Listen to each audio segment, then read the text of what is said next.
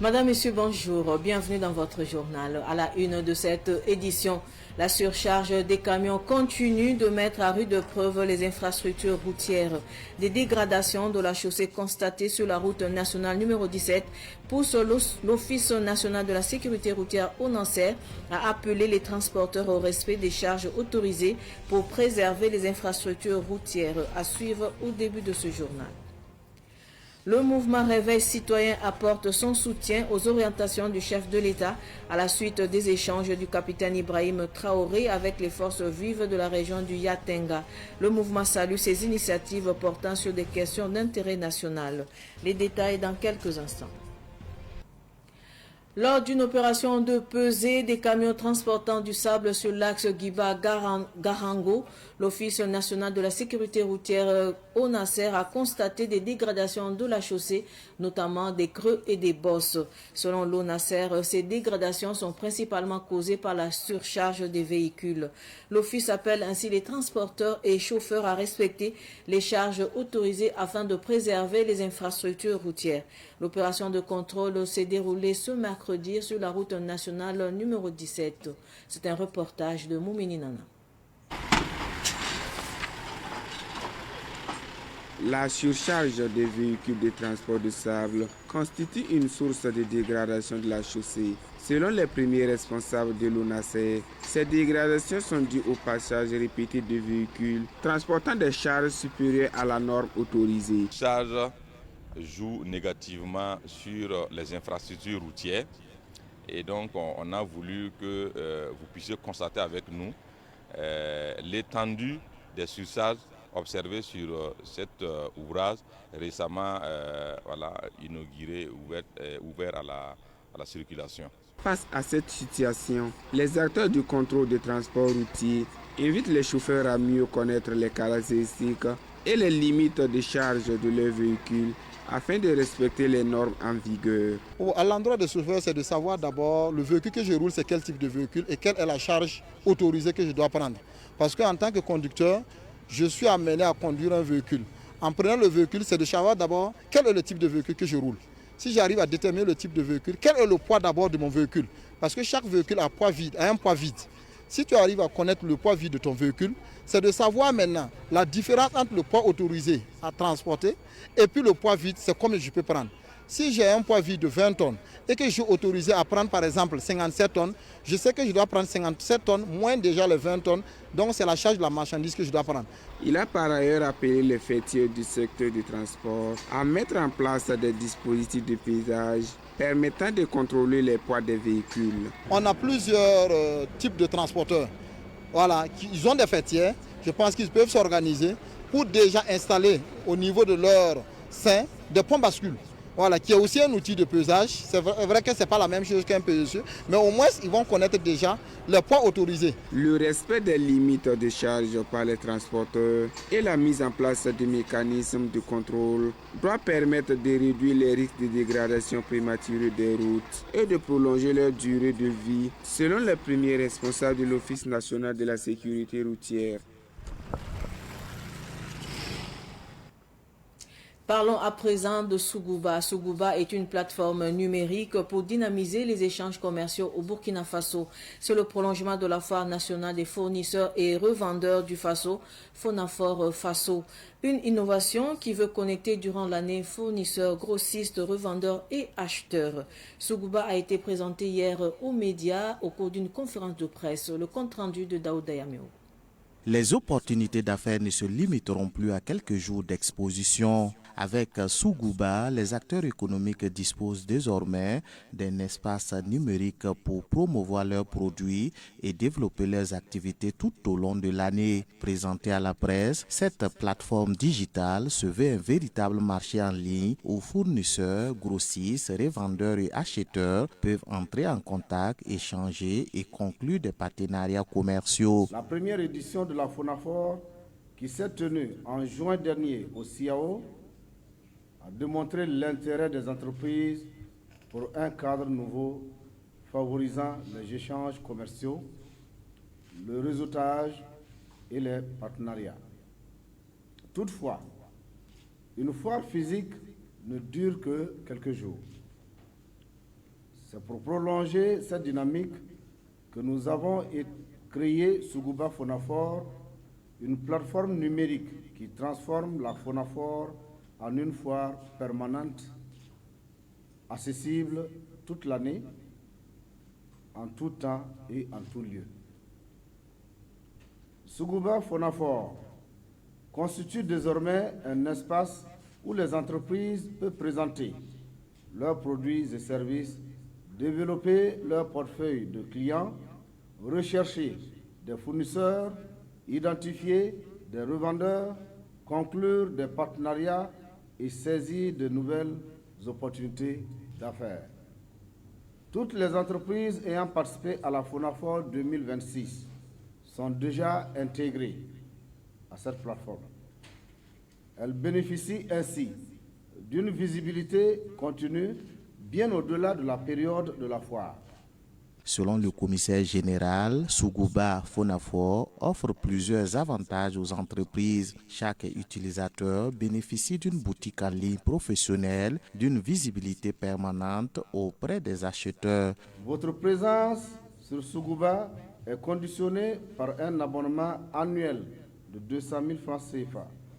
Chaque entreprise membre de la plateforme bénéficie notamment d'un espace vendeur personnalisé, d'une boutique numérique dédiée en qualité de grossiste ou de détaillant, d'une visibilité permanente sur la plateforme pendant 12 mois,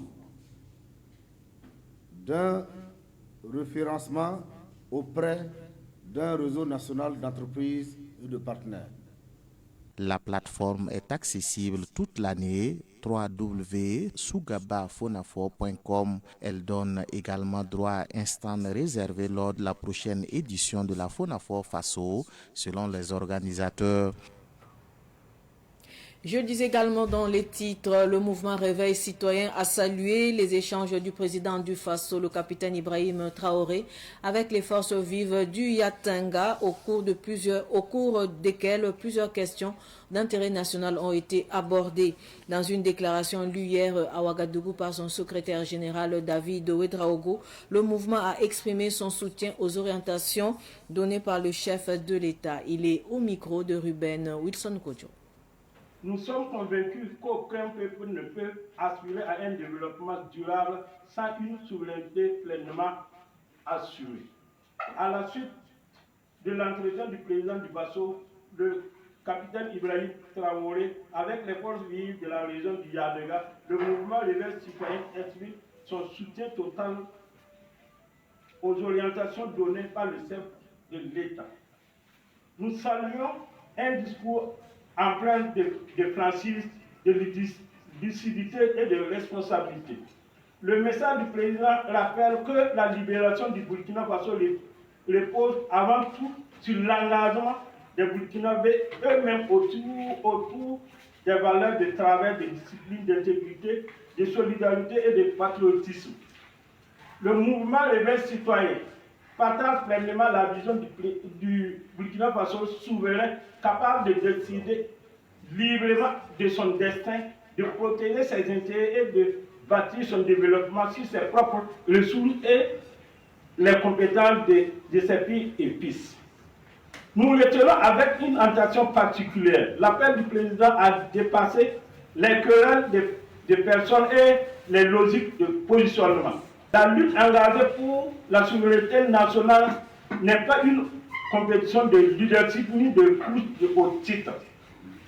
La seule priorité demeure le Burkina Faso. Chaque citoyen, chaque organisation et chaque ordre de la nation doit apporter sa contribution avec humilité, dans un esprit de complémentarité, de discipline et de loyauté envers l'intérêt supérieur de la nation. Le discours sans langue de bois du président du Faso, le capitaine Ibrahim Traoré à Waïgouya, alimente toujours les débats. Un discours qui fait l'objet d'analyse et de décryptage. Écoutons la réaction du sociologue Christophe Olotioyi. Je pense que par rapport au discours du camarade président Awaïbia, il faut l'inscrire, ce discours-là, dans un contexte holistique, dans un contexte global pour cerner beaucoup de choses dedans. Il y a beaucoup de leçons à tirer.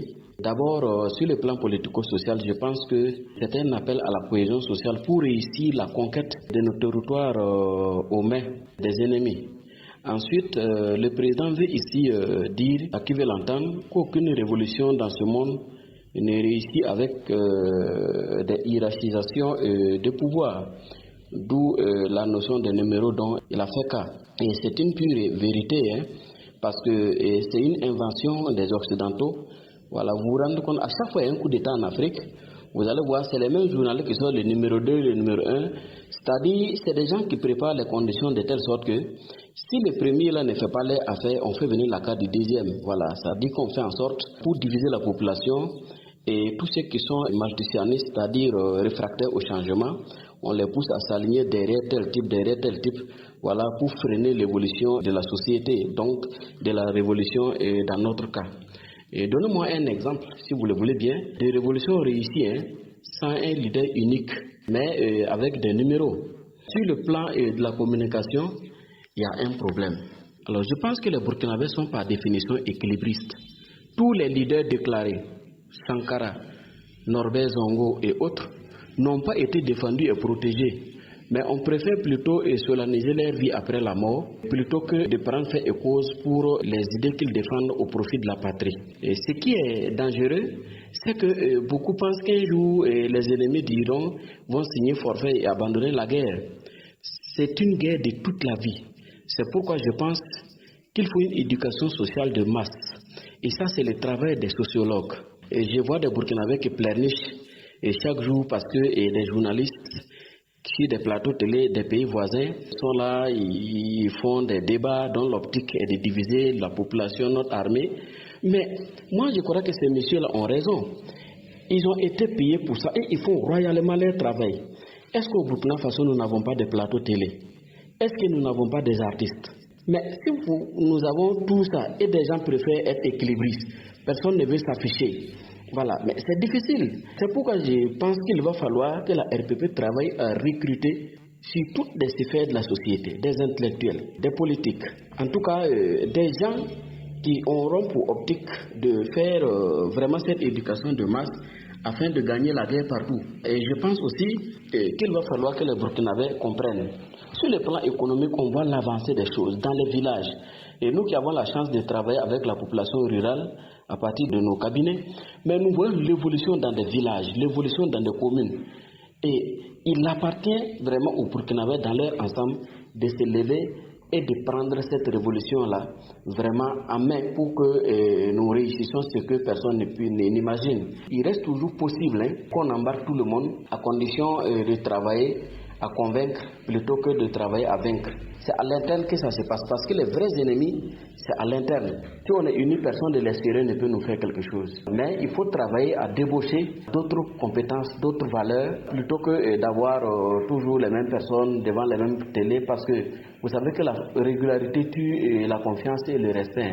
Mais quand on a d'autres casquettes qu'on peut à tout moment faire venir, ça fait beau. Donc voilà un peu ce que je pense et je crois que nous sommes sur le bon chemin pour réussir. Merci. Place à la musique à présent. La maison événementielle Black Life, avec l'appui de ses partenaires, offre un concert 100% gratuit aux fans de l'artiste musicien Flobi. À cet effet, le comité d'organisation a animé une conférence de presse afin de présenter les grandes lignes de cet événement prévu le 1er août prochain. Samuel Moko et Ousmane Sanfou.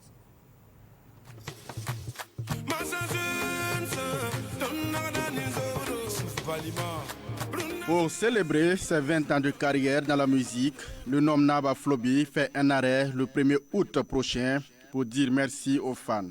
Ce sera du côté du Stade de France. Oui, c'est vrai que 20 ans de carrière, ça se fait 20 ans. Un concert gratuit, ce que ce peuple burkinabé a fait pour moi, je n'ai pas les moyens nécessaires pour les payer. Donc c'est une façon pour moi d'être reconnaissant pour ce qu'ils ont fait pour moi pendant ces 20 ans. Et ce qu'ils ont fait pour moi dans ma carrière. Donc voilà, c'est un message de remerciement, c'est une reconnaissance à ce qu'ils ont fait pour moi. C'est sûr et certain que ceux-là qui connaissent le hobby savent comment ça se passe. J'ai toujours des surprises. Chaque scène est une nouvelle inspiration. Donc, venez partager avec moi cette nouvelle inspiration. Pour permettre à tous ceux qui aiment l'artiste de communier avec lui, le promoteur du concert, le premier responsable de Black Life, précise qu'il est gratuit. Exactement, c'est Black Life qui organise cet événement pour le 1er août. Bien évidemment, les 20 ans de carrière de l'artiste Floby. Mais en réalité, c'est un certain nombre de partenaires qui sont réunis pour offrir cet événement gratuitement à la population burkinabé. Voilà, on invite tous les mélomanes, on invite la population burkinabé à sortir massivement pour cet événement qui est totalement gratuit. Bien évidemment, c'est un événement qui est totalement gratuit, mais ça ne sera pas un petit événement. Ça ne sera pas en fait un événement qui est négligé. On va vraiment faire ça bien comme il se doit et on va faire un événement à la hauteur de l'artiste que nous avons. Le triple Koundé d'or en a profité pour dire merci aux Burkinabés qui l'ont soutenu depuis ses débuts en 2006 jusqu'aujourd'hui. Le concert des 20 ans de carrière se déroule sous le parrainage artistique de Zougoum Nazaranda.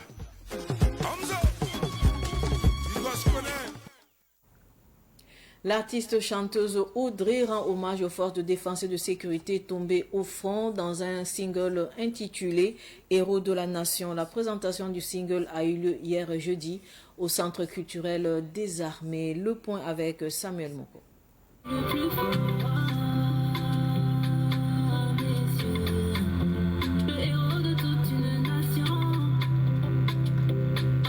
Héros de la Nation est une œuvre musicale qui rend hommage aux forces de défense et de sécurité tout en mettant en lumière leur famille.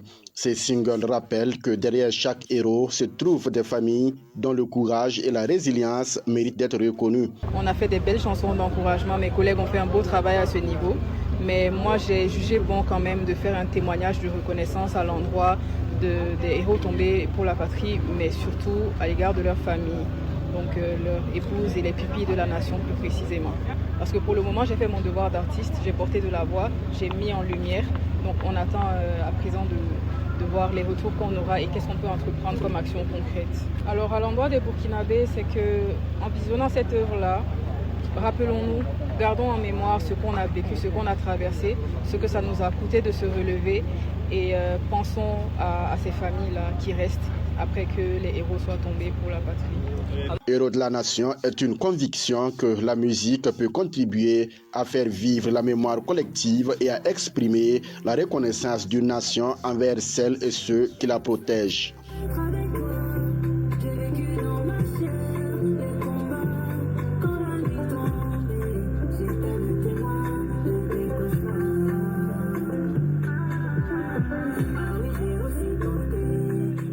Au lancement du clip, le directeur central de la culture, des arts, des armées a apprécié positivement l'initiative de l'artiste Audrey. Cette fois-ci, Audrey est rentrée au cœur de la famille de nos frères d'armée, pour leur donner ce moral de tenir la tête d'un être cher qui parfois est oublié de la famille. Ce n'est pas facile. Ça, Audrey a su traduire cette miette en chanson et très belle chanson. Selon l'artiste Audrey, Héros de la Nation n'a pas uniquement pour vocation d'être une œuvre musicale. L'ambition est qu'elle devienne avec le temps une initiative porteuse de mémoire, de reconnaissance et de solidarité à travers des actions au bénéfice des familles des militaires tombés pour la patrie.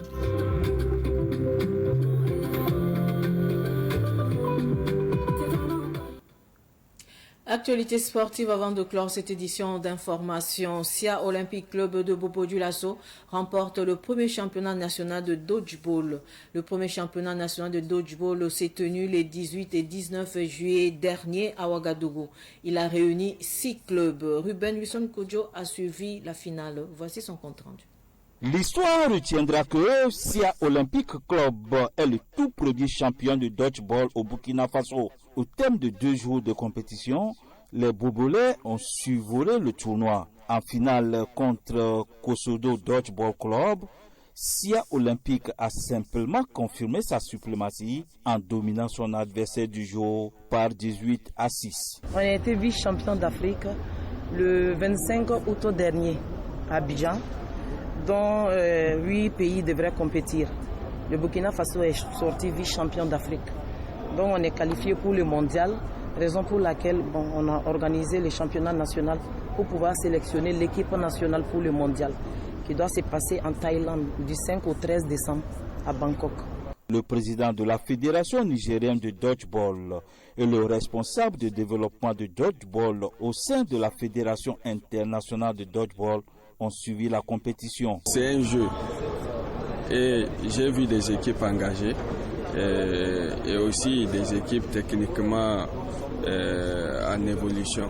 Il faut le dire, le Burkina est rentré dans cette discipline avant le Niger. Donc j'ai beaucoup appris et je pense que ça va servir d'acquis pour le Niger. De niveau que le Burkina Faso a en ce moment, et je suis ici pour supporter le Burkina Faso dans leur processus de développement de sport. C'est pas facile d'avoir le ministre du Sport pour un jeu moderne, et dans cette salle, qu'elle est très confort pour les joueurs. Avec 6 équipes pour le premier championnat, c'est pas facile. Au ministère en charge des sports, on félicite l'engagement de tous les acteurs. Nous avons découvert un sport très intéressant avec des acteurs engagés qui ont fourni du beau spectacle et vraiment ça fait plaisir et on a envie de revenir, de voir encore à l'œuvre ces jeunes gens. Donc je trouve que c'est un sport qui arrive ici. Bon, je ne sais pas, nous on l'a connu sous une forme primaire dans nos écoles, mais ici je découvre un sport entier, parfait, et puis avec des règles bien précises et tout. Et donc, vraiment, c'est un sentiment de joie qui m'anime. Le dodgeball est un sport collectif opposant 2 équipes de 6 joueurs sur un terrain rectangulaire. Il consiste à éliminer les adversaires en les touchant avec des ballons. C'est sur cet élément que s'achève ce journal. Merci de rester fidèle au programme de Savane TV. Au revoir.